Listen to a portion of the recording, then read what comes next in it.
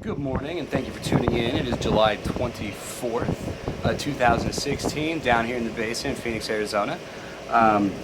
Today what we're going to be looking at is we're going to be taking a look at the aquaponics system.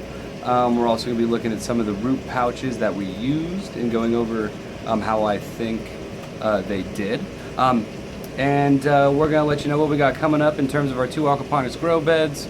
We'll be looking at one of the massive chard plants that's been in the system for over a year and a half now. That's getting rather invasive, a little bit too big. We're going to take that out and take a look at that and its root mass and all that fun fancy jazz as well. So as far as the garden goes, it did really well, both the aquaponics as well as the regular garden boxes. What ends up killing us in the long run for this summer anyways is we've had 33 plus days of 110 degrees this summer alone, and it is not even August yet. Combine that with I went on vacation for a week. When I came back, things weren't quite as good as they were when I had left. We get the monsoons, just minus the rain and a lot of wind, so we've had some things snap. So what we've decided to do both in the grow boxes as well as in the grow beds for the aquaponics is start getting ready for our fall stuff. But before we do that, we're going to take a look at everything and see how it's running right now. Overall though, very pleased. We've gotten our fish issue under control. We still don't have enough fish in the system. I was a little leery about putting some fish in the system right before I went on vacation. I did have somebody watching my fish and feeding my fish, but I didn't want them to have to mess with a dying fish or anything like that. So we got a little bit of ammonia, small traces of nitrites and nitrates, which is good. pH is still around 7.5 plus or minus in either direction. The hot temperatures don't help. Our fish tank right now is sitting at about 85, 86 degrees. Which is where it normally is sitting at right now. It's 111 today. I think the high today is supposed to be 106, so it's actually quite mild. The other day was 103, and I was like, this is amazing, so I went for a bike ride, which is a little weird, and it was totally a bad idea, so don't do that. But before I end up rambling too much, let's go ahead and let's go take a peek at the garden and see what we got cracking. Alright, so here we are. We've got our 275-gallon IBC tote that we're using for our fish tank. You can see we've already started clearing out some of our garden box, getting ready for the summer or our fall and winter stuff. But let's take a look at the fish. I don't have that many fish, but the ones I do have seem to be doing very well. So we can see there's about, I don't know, 6 maybe 5. We're gonna add them some more and see how it goes. But everything in the fish tank is going really well.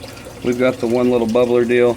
The lift is doing fantastic. Fish tank super clean, which is awesome. Let's turn those bubbles back on. You can see what we got there. With the bubbles, we got the water constantly coming in. Out of here it goes into our radial flow filter. This was not a good idea. So we're going to get rid of it, and we're just going to put the regular lid back on. We'll have a viewing port, and we'll go from there. But in terms of collecting any solids that are in the system, this does a phenomenal job, and then we just pump it back into our grow box, which is good. Come over here, normal stuff. Here's our pump that's down in here in our sump. Sump's not nearly big enough. We definitely need a bigger one, especially in the summertime. Evaporation is stupid, to say the least. Up to our 2 grow beds, and then down and back into the fish tank. Here's out of the radial flow filter. But one of the things that we're going to look at is we're going to take a look at these aqua pouches, root pouches, whatever you want to. I had a nice tomato in here that was doing very well throughout a majority of the summer. When we came back from vacation, it was snapped in half and dying. So I decided I was going to get rid of it, and we were going to see how well these root pouches did. And for the most part, you can see we get a lot of stuff coming through, but in the greater scheme of things, it definitely did a phenomenal job of containing the root mass. Once you can see all the hydroton just dumped out, still need to clean some little pieces out of it and whatnot, but absolutely fantastic how this worked. Very pleased with it. They were buried in the system just like this basil one is, and then as it grew we backfilled to give it a little bit more support, and it seemed to have done the trick. Let's walk over here, we'll show you another one. Added a shade cloth in the front. It really helped in terms of keeping the temperature down in the fish tank. We didn't have that early morning blast. We can kind of shade it a little bit. Here's another one that we had. Same idea, smaller plant. Didn't quite live as long or do as well, but it still did a fantastic job in terms of containing the root mass. So we're going to keep the basil plant. We're going to keep this smaller chard over here. We're going to pull this bad boy out. We're going to take off everything that is edible and we're going to eat it, and we're going to give the rest away to whoever wants to eat it. Actually had a buddy of mine just pick up some of that and some of the eggplant.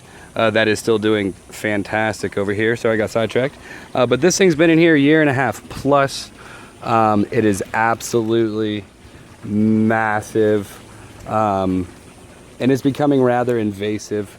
So we're going to pull it out. We're going to trim it. We're going to pull it out, and we're going to take a look at the root mass and see what's going on, and see if there are actually any worms left in here from when we put them in when we initially set it up. So let's get after that right now. Got it all trimmed. You can see how big it is. So let's see if we can pull it out of here.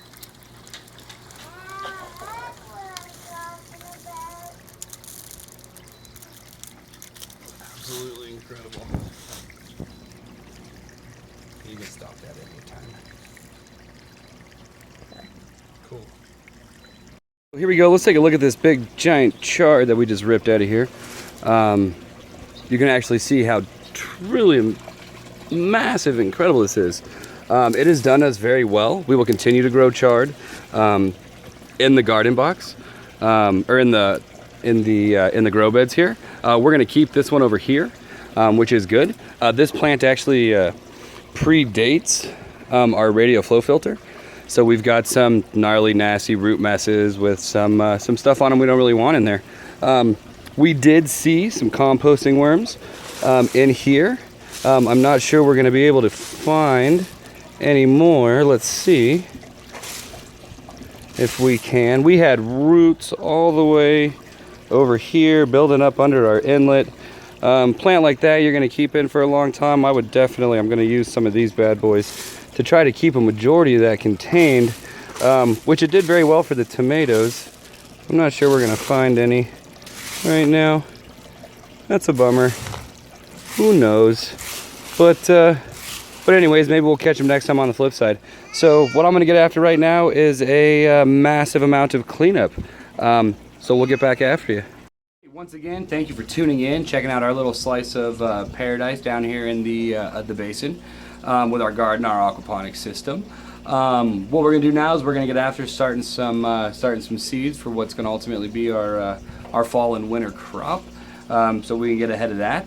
And once we get those things sprouted and in the system, we will definitely get back after you. So like always, if you have any questions, comments, concerns, please post them down below. They're always much appreciated. Also, if you would like to, you can check us out on Instagram and Twitter at Doing the Deal, or our Facebook page is Seeds to Sprout. So you can hit us there, or here on YouTube if you want to. If you like what you like, please hit the like button. If you want to continue along our epic journey of exploration in terms of trying to grow food down in the desert, please hit the subscribe button. And once again, thank you for tuning in. Enjoy the rest of your weekend.